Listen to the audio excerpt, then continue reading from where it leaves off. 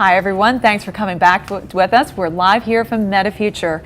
I'm Kate Warnock, Social Media Manager for GuideWell, and with us today in the GuideWell Insights Lounge we have Christine Lemke. Christine, welcome to the program. Thanks for having me. Thank you so much for being here. Christine is co-founder and head of product for the Activity Exchange.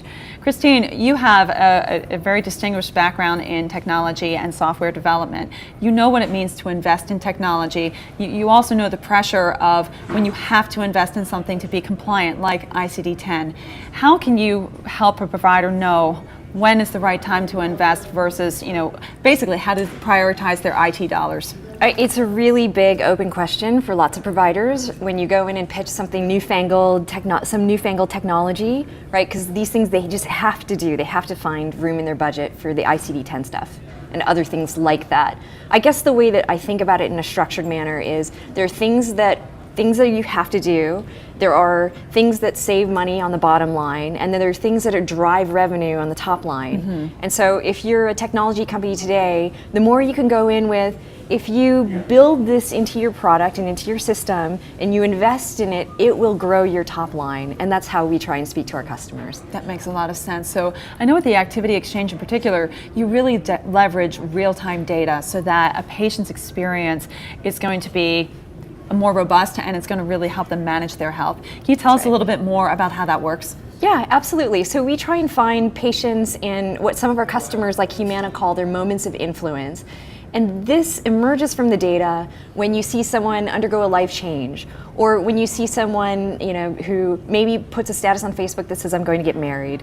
And these life events that happen drive us to take a little bit more control of our health, right?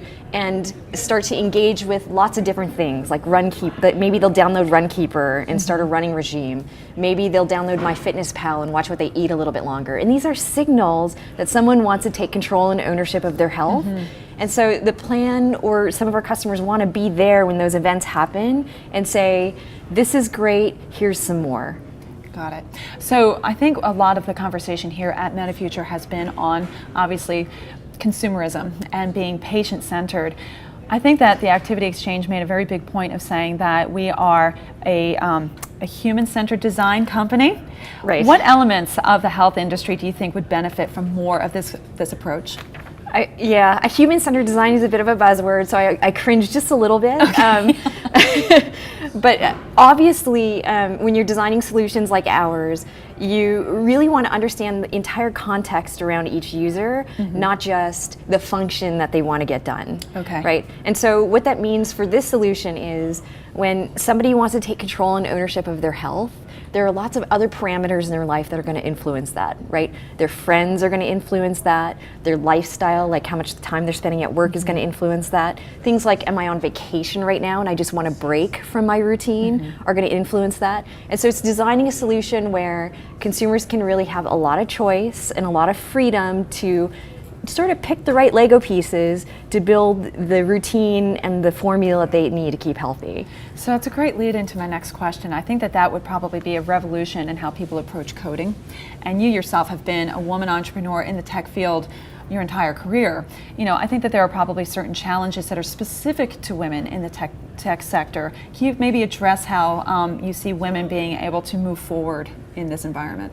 I think it's starting to happen. I think there's been a lot of discussion. So I live in San Francisco in the heart of Silicon Valley, and there's been a lot of discussion around this. Everything from, we need to get women to start coding when they're like 5 years old, or maybe fall out of the crib and start programming BASIC on their iPads. I don't know. Right. I'm not sure that that's all the solution. Mm-hmm. Right. I think part of the solution is when there's a critical mass of women in any sector, or critical mass of any minority in any sector. People start to identify and get comfortable with the different styles that each of these groups bring. And so the more that we can make women visible, because they're out there, right? The more that we can make women visible and women as role models, I think helps other women sort of look at that and say, hey, I can do that too, no matter what their talent that they bring into the technology field is. It doesn't always have to be coding. Right, I think that's a great perspective. So, I wonder too, looking back on your career, is there something that you wish you knew 10 years ago that you know now that might have changed where you've gone? I don't know that anything would have necessarily changed where I've gone. I'm pretty happy with the path that I've taken through the technology industry. But for sure, you know, they talk about mentors and they talk about sponsors a lot. And that's something I wish I was a little bit more savvy about when I was starting my career, that there's a difference between a mentor and a sponsor. A sponsor might be somebody, or a mentor might be somebody who takes you aside for lunch once a month, right?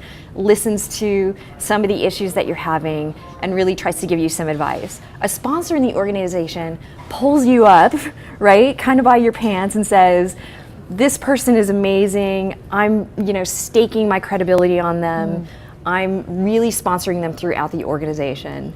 And you need both. And they're not always the same person. And by the way, women, it doesn't have to be another woman. Right, right. And so you yourselves, did you benefit from that kind of sponsorship at a certain point in your career? I did, Yeah. I did, and I wish I had been more savvy about that earlier in my career.